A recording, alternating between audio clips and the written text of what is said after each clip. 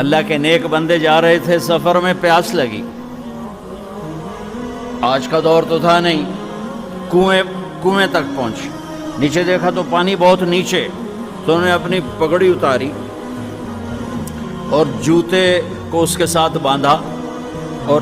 نیچے لٹکایا، تو پانی تک جوتا پہنچ نہیں سکا، تو پریشان ہو کے بیٹھ گئے، اب کیا کروں؟ اتنے میں ایک ہرن دوڑتا ہوا آیا، اس نے آ کر نیچے دیکھا پانی، تو ہرن تو وہاں جا نہیں سکتا، تو اس نے یوں اوپر دیکھا، اے پانی والے، بے زبان ہوں، پانی پلا، تو پانی ابلتا ہوا اوپر اٹھا اور منڈیر کے آ کے برابر لگ گیا۔